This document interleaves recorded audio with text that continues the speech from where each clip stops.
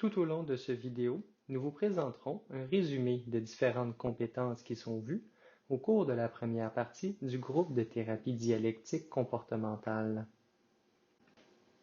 Cette thérapie s'adresse particulièrement aux individus ayant une plus grande vulnérabilité émotionnelle.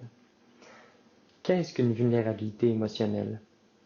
C'est une sensibilité émotionnelle plus importante, c'est-à-dire une réponse émotionnelle plus importante lorsqu'il survient un événement, qu'il soit négatif ou positif, tel que représenté ici par la courbe mauve. Ainsi, le modèle théorique sur lequel repose cette thérapie suppose que nous ne réagissons pas tous de la même façon à un événement. Par exemple, deux personnes différentes pourront ressentir une tristesse d'intensité différente en apprenant la perte d'un ami. Ainsi, une personne apprenant la perte d'un ami pourra ressentir une tristesse d'intensité, disons, modérée, alors qu'une autre personne apprenant la même nouvelle ressentira une tristesse beaucoup plus intense.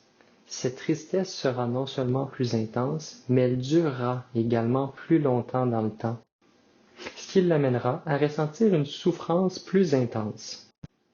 De plus, cette vulnérabilité émotionnelle peut nous mettre à risque de connaître une escalade d'émotions négatives, puisque la souffrance durant plus longtemps, il y a un risque que nous puissions apprendre une nouvelle mauvaise nouvelle, alors que nous ne nous serions pas encore remis de la précédente nouvelle négative. C'est ce qui est représenté par la deuxième courbe mauve. Le modèle théorique sur lequel repose cette thérapie infère que certaines personnes ont une vulnérabilité émotionnelle plus importante en raison de leur bagage biologique, de leur hérédité ou de leur génétique. Toutefois, elle explique également que cette vulnérabilité émotionnelle peut être le résultat d'un environnement social invalidant. Un environnement social invalidant tend à ne pas reconnaître l'expression de nos émotions, ou encore à le reconnaître de façon inappropriée en encourageant l'expression d'émotions plus intenses. La thérapie dialectique comportementale suppose que tout le monde fait de son mieux dans une situation donnée. Elle repose sur deux grands principes fondamentaux, soit dans un premier temps l'acceptation de notre état tel qu'il est, de nous tels que nous sommes, tout en reconnaissant un désir de changement. Il s'agit de la dialectique, la thérapie dialectique comportementale, soit cette relation entre le changement et l'acceptation. Elle vise à permettre aux participants d'acquérir différentes compétences qui sont regroupées en 4 grands groupes. 2 groupes sont liés au changement, soit la régulation des émotions et l'efficacité interpersonnelle, et 2 groupes sont reliés à l'acceptation, soit la tolérance à la détresse et la pleine conscience. Au cours de la première partie, les compétences de régulation des émotions et de pleine conscience sont abordées. Nous commencerons par vous résumer les compétences de pleine conscience abordées au cours du groupe. Telle que présentée au sein de notre groupe, la pratique de la pleine conscience est une pratique intentionnelle. Elle implique donc de vivre intentionnellement avec la conscience du moment présent, et ce, sans juger ou rejeter le moment présent, mais également sans rester attaché au moment présent, que ce moment soit vécu comme étant positif ou négatif. La pleine conscience peut être pratiquée à n'importe quel moment, dans n'importe quel endroit et en effectuant n'importe quoi. Il s'agit donc tout simplement de porter attention au moment présent sans le juger et sans y rester attaché. La pratique de la pleine conscience vise à nous permettre de réduire notre souffrance et d'améliorer notre bonheur. Des études scientifiques ont démontré qu'elle réduisait la douleur, l'anxiété et le stress, qu'elle augmentait le plaisir et le bonheur, et qu'elle pouvait même augmenter notre santé physique, nos relations et notre tolérance à la détresse. La pratique de la pleine conscience nous aide à augmenter le contrôle sur notre esprit en améliorant notre capacité à centrer notre attention. en améliorant notre capacité à nous détacher de nos pensées, des images et de nos sensations, et ainsi en diminuant notre réactivité aux événements mentaux. Elle vise à nous aider à faire l'expérience de la réalité telle qu'elle est, à être présent pour notre propre vie, ainsi qu'à être présent pour les autres.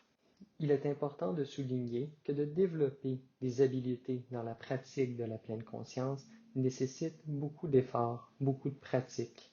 Ceci peut être très difficile à un premier abord et les distractions peuvent être fréquentes. Ce n'est qu'en se pratiquant que nous pourrons développer des meilleures habiletés. Au sein du groupe, 3 habiletés sont présentées. Dans un premier temps, l'esprit sage. Dans un second temps, les habiletés du quoi. Puis, les habiletés du comment. Commençons par résumer l'esprit sage. L'esprit sage est la sagesse intérieure que chaque personne porte en elle. L'esprit sage se retrouve à être l'équilibre entre notre esprit rationnel et notre esprit émotionnel. Notre esprit rationnel est l'extrême de la raison. Il ne se préoccupe pas des émotions ou des valeurs. C'est la partie de nous qui évalue les choses avec logique, pragmatisme. L'esprit rationnel nous permet de réaliser des projets concrets, de construire des maisons, construire des routes, des villes. Toutefois, l'esprit rationnel peut rendre difficile le maintien des relations d'amitié qui nécessitent une implication émotionnelle, une sensibilité émotionnelle et une réponse aux émotions des autres, ce que l'esprit rationnel ne fait pas. De plus, une décision basée seulement sur l'esprit rationnel n'est pas toujours la meilleure pour nous-mêmes.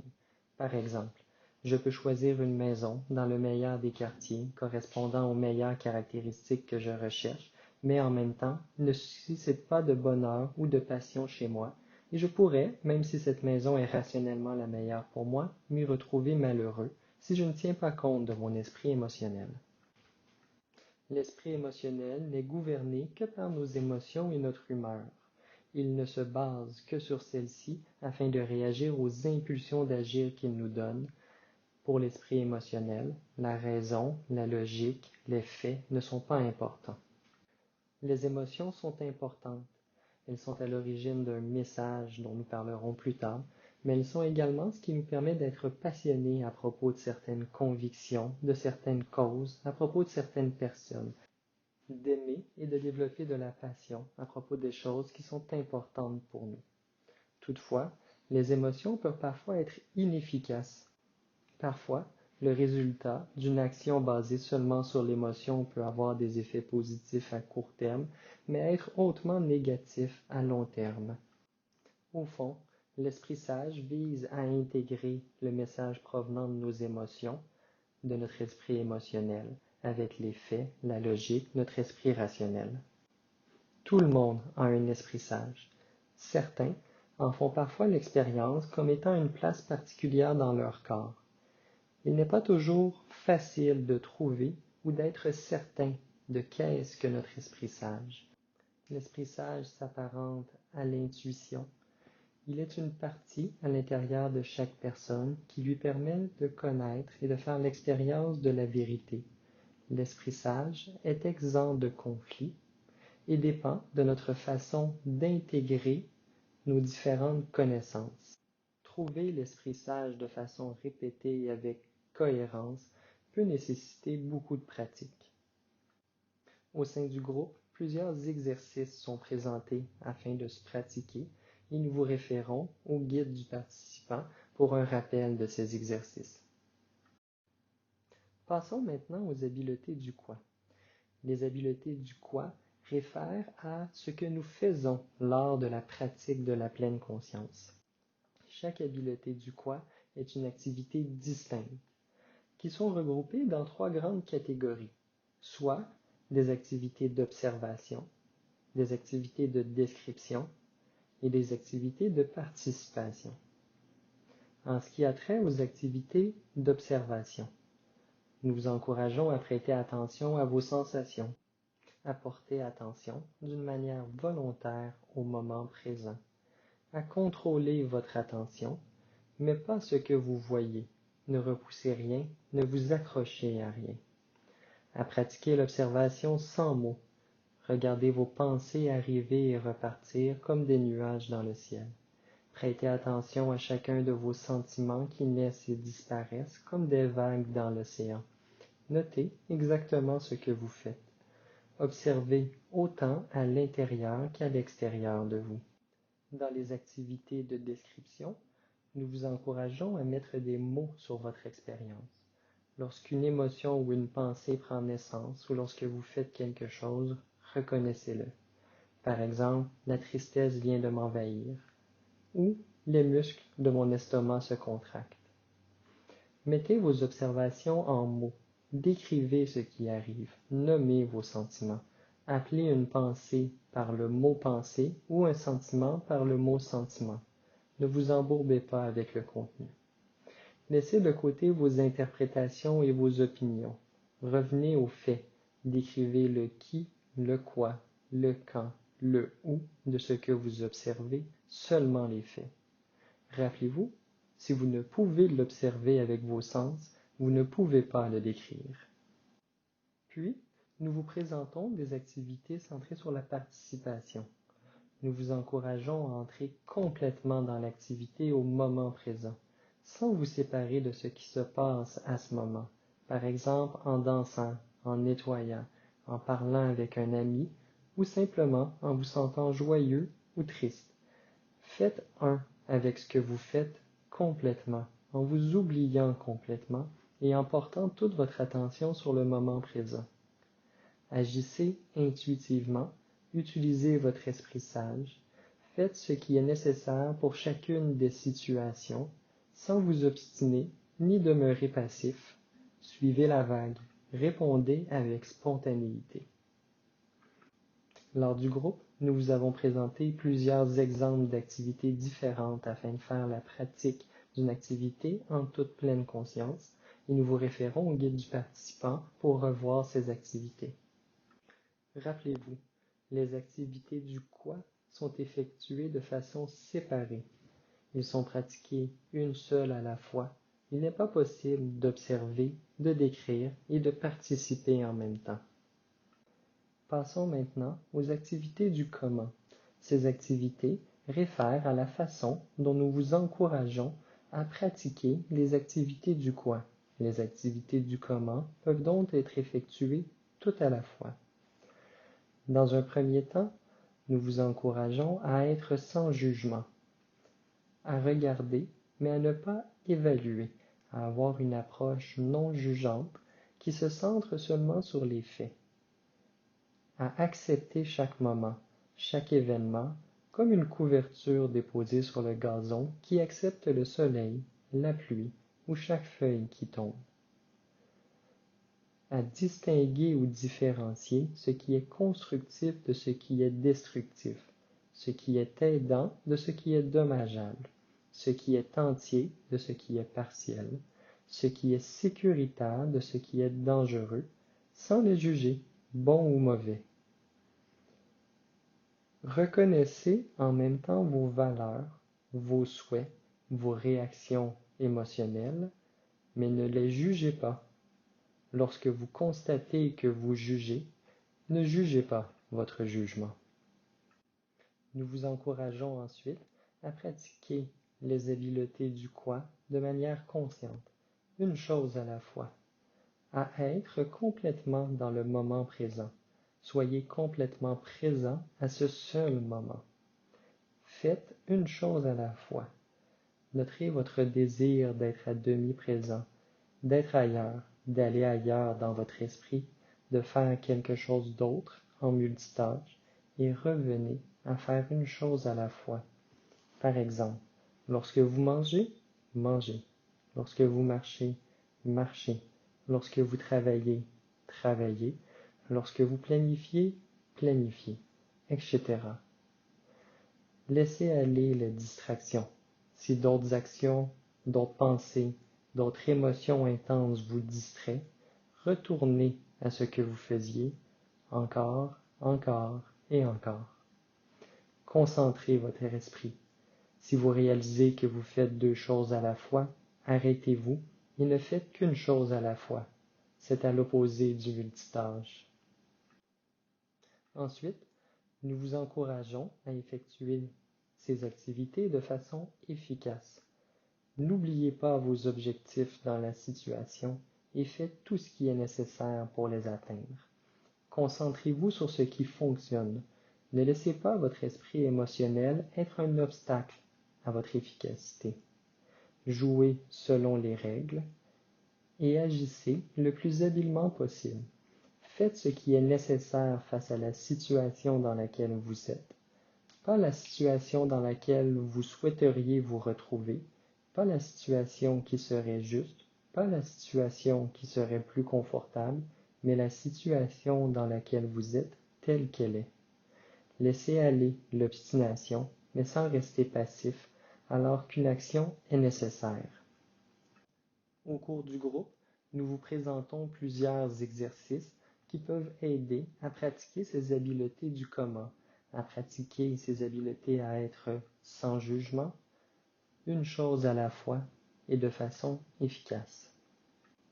Nous vous référons donc au guide du participant pour revoir ces exercices. On passe maintenant au deuxième module de la thérapie qui porte sur la régulation des émotions. On sait que la difficulté à réguler ses émotions peut être associée à différents comportements problématiques. Par exemple, des comportements autodestructeurs comme la consommation vont souvent être utilisés pour essayer de diminuer l'intensité des émotions négatives. Vous avez probablement remarqué aussi que quand on devient très émotif, il y a plein de choses qu'on n'est plus capable de faire. Par exemple, des tâches qu'on faisait habituellement deviennent plus difficiles ou on n'arrive pas à résoudre nos problèmes. Ces choses-là deviennent plus faciles une fois qu'on est capable d'avoir un meilleur contrôle sur ses émotions. L'idée ici, ce n'est pas de se débarrasser de ses émotions, mais plutôt d'arriver à ce que les émotions fonctionnent pour nous plutôt que contre nous. Deuxièmement, diminuer la fréquence d'apparition des émotions souffrantes, soit en changeant directement l'émotion non souhaitée ou en arrivant à résoudre ces problèmes de façon plus efficace pour que les émotions souffrantes ne surviennent pas ou soient moins intenses. Troisièmement, diminuer notre vulnérabilité émotionnelle en augmentant nos émotions positives et notre capacité à faire face à des situations difficiles, puis en privilégiant un mode de vie sain. Maintenant, nous allons regarder à quoi servent les émotions. Il y a une raison pour laquelle nous ressentons des émotions, c'est quelque chose dont nous avons besoin. Premièrement, les émotions organisent et motivent nos actions, c'est-à-dire qu'elles vont nous aider à se préparer à l'action. Elles peuvent nous faire sauver du temps quand il faut réagir rapidement dans une situation d'urgence. Elles peuvent aussi nous permettre de surmonter des obstacles. Par exemple, la colère va préparer le corps à se défendre en cas d'attaque. La peur peut faire en sorte que l'on va fuir en courant si l'on se rend compte que le bâtiment dans lequel on se trouve est en train de brûler. Le fait de ressentir de l'anxiété peut nous aider à se mobiliser pour étudier ou compléter un travail. La culpabilité peut faire en sorte que l'on ne s'engage pas dans des comportements que l'on pense être problématiques. Deuxièmement, les émotions nous permettent aussi de communiquer un message aux autres et de les influencer. Par exemple, si je me trouve sur la plage avec mes enfants et que je vois une tornade qui arrive au loin, si je ne ressens pas d'émotion et que je dis calmement aux enfants qu'il faut quitter, il y a de bonnes chances qu'ils n'écoutent pas. Par contre, si je deviens très émotive, que j'ai l'air apeurée, que je crie que l'on doit partir en courant, il est beaucoup plus probable qu'ils s'activent et que nous puissions nous sauver. Qu'on le veuille ou non, nos émotions vont transparaître à travers notre expression faciale, notre langage corporel et notre ton de voix. Finalement, les émotions peuvent aussi servir à se communiquer un message à soi-même. Les émotions peuvent être des signaux d'alarme qui nous informent que quelque chose se passe ou nous donner des informations importantes par rapport à une situation que l'on vit. Par exemple, si je marche le soir dans une ruelle et je ressens de la peur, basé sur cette intuition, je peux ensuite vérifier les faits, à savoir est-ce qu'il peut être dangereux de se promener seul la nuit à cet endroit. Si mon émotion est en accord avec les faits, Il est préférable alors que je me fie à mon intuition et que je prenne un autre chemin. Il faut faire attention par contre parce qu'il est parfois possible que les émotions ne nous communiquent pas la bonne information. Il faut donc toujours vérifier les faits concrets et s'assurer que notre intuition est appropriée à ceux-ci. Certains facteurs peuvent rendre la régulation des émotions plus difficile. Sur le plan génétique, on ne naît pas tous équipés de la même façon pour faire face aux émotions. En lien avec l'environnement familial dans lequel on a vécu, certains n'auront pas eu la chance d'apprendre les habiletés nécessaires pour réguler les émotions. De plus, dans certains milieux, le fait d'exprimer ses émotions de façon extrême et intense a pu être renforcé. Par exemple, en ne répondant aux besoins de l'enfant que lorsqu'il faisait une crise ou lorsqu'il les exprimait très fortement. L'humeur, comme la colère, la peur, la tristesse, peut contrôler nos actions plutôt que ce soit notre esprit sage qui nous guide à travers celles-ci. Quand les émotions deviennent envahissantes et que l'on se sent noyé dans ces émotions, cela peut nous empêcher d'intégrer l'information nécessaire pour agir efficacement. Finalement, le fait d'avoir des croyances erronées par rapport à nos émotions peut nous empêcher d'utiliser nos habiletés à réguler celles-ci. Un exemple de croyance erronée serait que les émotions fortes sont nécessaires ou qu'elles font absolument partie de qui on est. Les émotions sont des réponses très complexes qui peuvent être décortiquées en plusieurs composantes. On vous présente ici un modèle pour la description des émotions qui peut nous aider à les décortiquer et à mieux les comprendre. Premièrement, le niveau de vulnérabilité émotionnelle peut influencer comment on va réagir dans une situation. On peut être plus vulnérable à vivre des émotions négatives certains jours que d'autres, par exemple quand on est malade ou qu'on est fatigué, ou selon les événements qu'on a vécus par le passé. Par exemple, si j'ai été rejetée hier par un ami, je suis plus à risque d'être affectée si une personne me fait un commentaire désobligeant aujourd'hui. Les émotions sont souvent déclenchées par un événement précipitant. Il faut chercher qu'est-ce qui s'est produit juste avant l'émotion. Ça peut être quelque chose qui s'est passé dans notre environnement ou quelque chose qui s'est passé à l'intérieur de nous, comme une pensée ou une émotion. Donc, c'est important de savoir qu'une émotion peut en provoquer une autre. Vient ensuite l'interprétation de l'événement. La plupart du temps, un événement en soi ne provoquera pas automatiquement une émotion. L'émotion est souvent provoquée par l'interprétation subjective que l'on fait de l'événement. En d'autres mots, souvent les gens réagissent à leur propre interprétation d'un événement et non pas à l'événement lui-même. Par exemple, si j'arrive à la maison et je vois mon conjoint qui s'est endormi et qui n'a pas préparé le souper. Si j'interprète cela comme un signe qu'il ne pense pas à moi et qu'il me laisse faire toutes les tâches, il y a de bonnes chances que je me sente fâchée ou en colère. Si j'interprète cela comme un signe qu'il ne m'aime pas, je pourrais me sentir triste, par exemple. Par contre, si je me dis qu'il est fatigué et qu'il se repose pour être en forme pour passer la soirée avec moi, je ne ressentirai probablement pas d'émotions négatives face à cette situation-là. Les émotions se manifestent par différentes réactions. Elles vont être associées à des changements au niveau physiologique. Par exemple, si je suis en colère, je peux sentir que ma mâchoire et mes dents sont serrées, que mes muscles sont tendus. Je peux sentir mon visage rougir ou devenir chaud et avoir les poings serrés. Les émotions peuvent aussi engendrer un désir d'action. Comme on disait tantôt, l'une des fonctions principales des émotions est de nous faire passer à l'action. Donc, si je ressens de la colère, je peux avoir envie de crier après quelqu'un, de frapper quelqu'un, de lancer un objet. Une autre fonction importante des émotions dont on a parlé tout à l'heure était la communication. Donc, pour communiquer, l'émotion doit être exprimée. Puis les émotions peuvent être exprimées de différentes façons. Premièrement, au niveau non-verbal, elles sont associées à des changements au niveau des muscles du visage et du corps qui vont se traduire par l'expression faciale ou le langage corporel. Elles peuvent aussi être exprimées verbalement.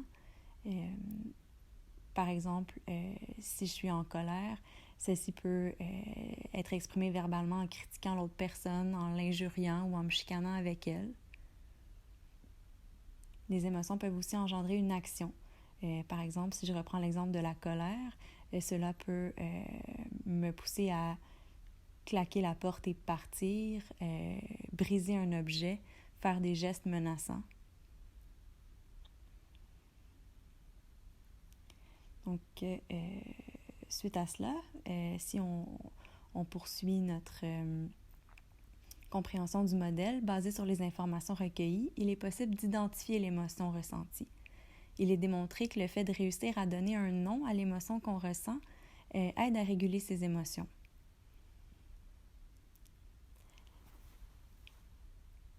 Si on regarde maintenant les conséquences des émotions, donc les émotions intenses ont des répercussions au niveau de la mémoire, des pensées et sur les comportements. Elles peuvent aussi engendrer une émotion secondaire. Par exemple, on peut avoir honte de comment on a réagi sous l'effet de la colère. On peut aussi dire que les émotions s'aiment, puisqu'une émotion a tendance à s'organiser pour continuer, persister, réapparaître. Par exemple, si je suis en colère, cela peut me porter à ruminer sur la situation qui m'a mis en colère et à ne pas être capable de penser à autre chose. Cela peut aussi m'amener à penser à d'autres situations vécues dans le passé qui m'avaient mis en colère. Un autre exemple est lorsqu'on aime quelqu'un, on peut avoir tendance à voir uniquement ses qualités et donc à l'aimer encore plus. Je vous réfère au guide du participant où pour plusieurs émotions, on mentionne des exemples d'événements ou d'interprétations typiques qui peuvent susciter cette émotion. Quelles sont les sensations souvent associées à cette émotion? Comment les gens ont tendance à réagir lorsqu'ils ressentent cette émotion et quelles peuvent en être les conséquences? Évidemment, il s'agit d'exemples parmi une infinie de possibilités, mais nous croyons que ces exemples peuvent aider à la compréhension. Afin de nous aider à réduire la fréquence des émotions non souhaitées, nous avons vu différentes habiletés visant à changer nos émotions. Nous avons vu la compétence vérifier les faits qui vise à nous aider à répondre à la question suivante: est-ce que mon émotion correspond aux faits? Elle vise à nous aider à changer nos croyances et nos pensées pour les ramener aux faits observables, ce qui peut nous aider à changer nos réactions émotionnelles face aux différentes situations que nous vivons. En effet, plusieurs émotions et comportements peuvent être déclenchés par nos pensées et interprétations des événements et non par les événements eux-mêmes. Dans le guide du participant, nous retrouvons les différentes questions qui peuvent nous aider à vérifier les faits, notamment l'identification de l'émotion que nous voulons changer, l'événement à l'origine de notre réaction, nos croyances, interprétations et pensées liées à cet événement, à identifier la menace et à identifier la catastrophe arrivant réellement, et à imaginer une façon d'y faire face, et ce, afin de se poser finalement la question: est-ce que mon émotion et son intensité correspondent bien aux faits? Afin de s'aider, le guide du participant regroupe également plusieurs exemples d'émotions qui correspondent aux faits. Il est important de se souvenir que l'intensité et la durée de l'émotion est justifiée par la possibilité que ce que je redoute survienne vraiment, l'ampleur ou l'importance qu'ont ces implications pour moi, et l'efficacité qu'a mon émotion dans ma vie actuelle. Ainsi, la compétence vérifier les faits permet de répondre à la question: est-ce que mon émotion correspond aux faits? Oui ou non, mais également à la question: est-ce qu'agir en fonction de mon émotion est efficace? Oui ou non.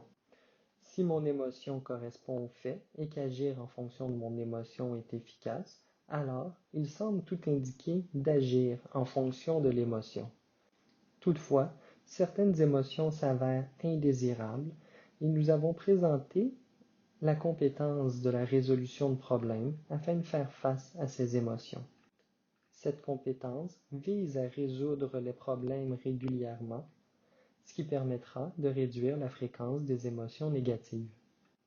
En résumé, la résolution de problèmes implique, dans un premier temps, de bien observer et décrire le problème qui déclenche les émotions négatives. Ensuite, de bien vérifier les faits pour être certain d'avoir identifié le bon problème, pour ensuite identifier notre objectif pour résoudre ce problème, puis à chercher le plus de solutions possibles, à penser à toutes les solutions possibles, à garder toutes les solutions à ce stade-ci, sans les juger, sans se censurer, pour ensuite choisir une solution qui peut fonctionner. Pour ce faire, il peut être aidant de sous-peser les avantages et les inconvénients de quelques solutions évoquées précédemment, pour ensuite mettre la solution choisie en action, et seulement après l'avoir mise en action, tenter d'évaluer le résultat. Si la solution fut efficace, alors le problème devrait être résolu. Sinon, il est possible de revenir aux autres solutions précédemment évoquées pour tenter de mettre en action une autre solution. Cette compétence s'adresse principalement aux émotions correspondant aux faits et pour lesquelles agir en fonction de l'émotion est efficace. Lorsque l'émotion correspond aux faits, mais qu'agir en fonction de l'émotion n'est pas efficace, nous vous invitons à considérer d'utiliser la compétence l'action contraire. L'action contraire, c'est agir de façon opposée à votre désir d'action. L'action contraire, étape par étape, c'est vérifier les faits pour être sûr que notre réaction émotionnelle n'est pas justifiée ou n'est pas efficace, identifier notre désir d'action associé à l'émotion présente et à agir de façon opposée à notre désir d'action, à le faire totalement, autant dans notre posture, notre expression faciale, nos pensées, notre discours, notre ton de voix que nos actions, et à ne pas éviter l'expérience émotionnelle associée, mais plutôt laisser l'action contraire faire le travail. Il faut maintenir l'action contraire jusqu'à ce que l'émotion diminue, au moins assez pour le constater, et le pratiquer encore et encore à chaque occasion, jusqu'à ce que notre sensibilité émotionnelle à l'événement déclencheur s'atténue. L'action contraire s'applique donc lorsque notre émotion correspond au fait, mais qu'agir en fonction de l'émotion n'est pas efficace, mais elle s'applique également lorsque notre émotion ne correspond pas au fait et qu'agir en fonction de notre émotion n'est pas efficace. Lorsque notre émotion ne correspond pas au fait et qu'agir n'est pas efficace, nous pouvons tenter de modifier nos pensées pour qu'elles correspondent au fait, ou nous pouvons utiliser l'action contraire. Finalement, lorsque notre émotion ne correspond pas au fait, mais qu'agir en fonction de l'émotion est efficace, alors la question suivante se pose à nous. Allons-nous agir en fonction de cette émotion et accepter les conséquences avec élégance, ou encore choisir de ne pas agir en fonction de l'émotion? Au cours du groupe, nous vous avons présenté différents trucs pour pratiquer les compétences abordées afin de nous aider à changer nos émotions. Dans l'outil ABC, le A fait référence au fait d'accumuler des émotions positives. Cela peut se traduire par le fait de s'engager dans des activités que l'on trouve plaisantes à court terme et qui, à long terme, vont dans le sens de nos valeurs et de nos objectifs de vie. Accumuler des émotions positives, c'est comme mettre de l'essence dans le réservoir de notre voiture pour ne pas rester pris les jours où des événements plus difficiles vont survenir. Il est démontré que plus on vit d'événements positifs, moins on a de risques de vivre des émotions négatives. Comment on fait pour accumuler des émotions positives à court terme ou dès maintenant? La première étape va être de déterminer quelles sont les activités que vous trouvez plaisantes. Pour certains, ça peut être de prendre une marche à l'extérieur, alors que pour d'autres, ça peut être de lire un roman. Donc, c'est très, très spécifique à chacun. Pour des idées, nous avons quand même fourni dans le guide du participant une liste de plus de 200 exemples d'événements qui peuvent être considérés positifs par certaines personnes. Ensuite, la deuxième étape est de se planifier au moins une activité plaisante à faire chaque jour. On vous invite à planifier ces activités à l'avance et à les inscrire dans la grille du cahier du participant. Vous pourrez ensuite confirmer si vous avez réussi à mettre cette activité en pratique et évaluer comment ça s'est passé. Attention, il est toutefois primordial lorsqu'on pratique une activité plaisante de le faire en pleine conscience, c'est-à-dire en ne faisant qu'une seule chose à la fois, en concentrant votre attention sur les moments positifs et en refocusant votre attention quand votre esprit tend à s'orienter vers le négatif ou à divaguer. Bref, il est vraiment important de participer pleinement à l'expérience positive. Maintenant, il est aussi important d'accumuler des émotions positives pour le futur. C'est ce qui va nous permettre de construire une vie que l'on considère qui vaut la peine d'être vécue. Pour ce faire, la première étape est de prendre le temps d'identifier quelles sont les valeurs qui sont les plus importantes pour nous, puis d'en choisir une sur laquelle on a l'impression de ne pas agir en ce moment. Une liste de valeurs vous est proposée dans le guide du participant pour vous inspirer. Ensuite, on décompose cette valeur en quelques buts spécifiques et atteignables sur lesquels on pourrait travailler. Parmi ceux-ci, on choisit un but pour lequel on pourrait travailler dès maintenant. Il doit être ni trop facile ni trop difficile. Par exemple, pour quelqu'un dont la valeur est de faire partie d'un groupe, des buts possibles pourraient être de rejoindre un club de lecture ou de sport, de choisir un emploi impliquant des contacts sociaux ou d'initier des rencontres avec des amis. Pour cet exercice, l'important est d'éviter. Il faut que vous commenciez dès maintenant à faire ce qui est nécessaire pour construire la vie que vous voulez. Le B de l'ABC est pour le fait de bâtir son sentiment de maîtrise. Le but est d'augmenter son sentiment de compétence et son estime de soi en s'investissant dans des activités structurées qui renforcent un sentiment de compétence. Comment on fait cela? En fait, on vous recommande de planifier de faire au moins une chose par jour pour bâtir votre sentiment d'accomplissement.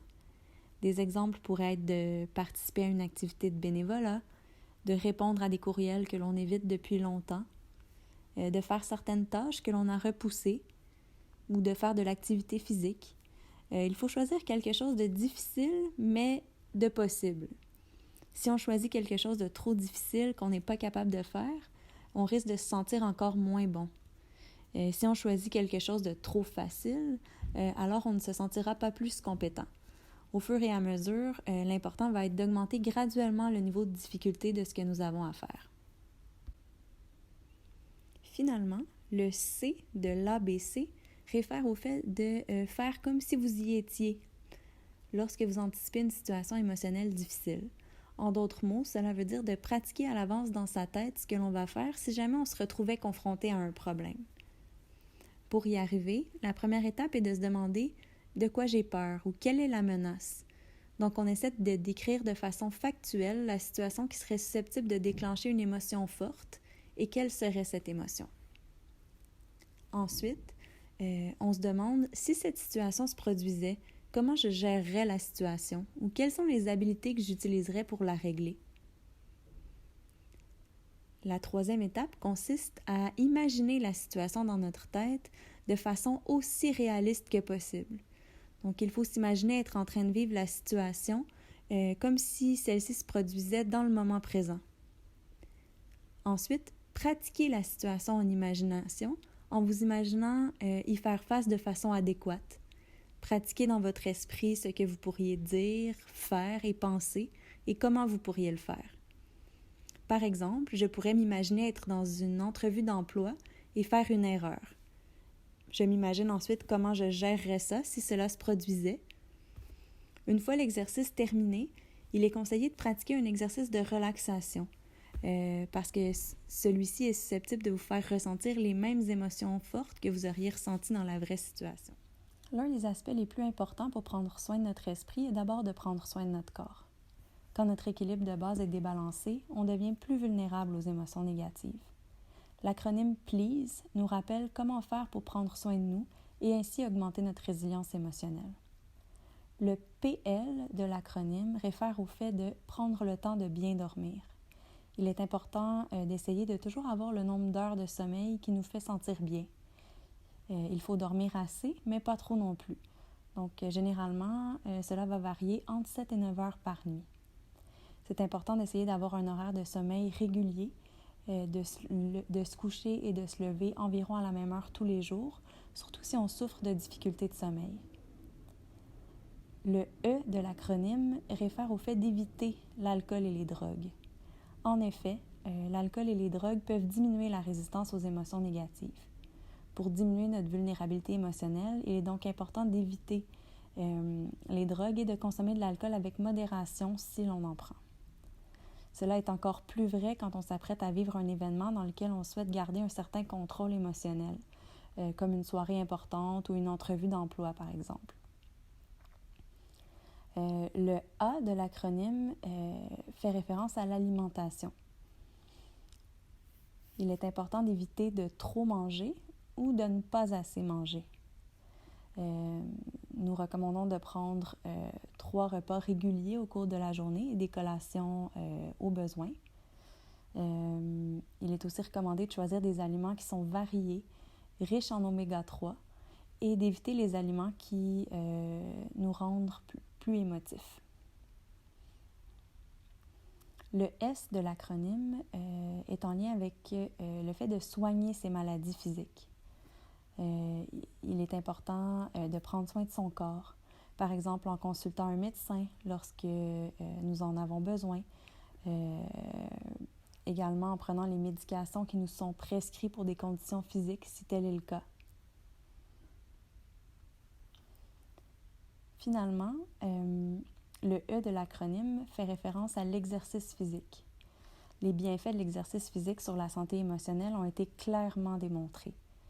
On recommande d'essayer d'intégrer l'exercice à notre routine en visant une période d'activité physique d'environ 20 à 30 minutes par jour.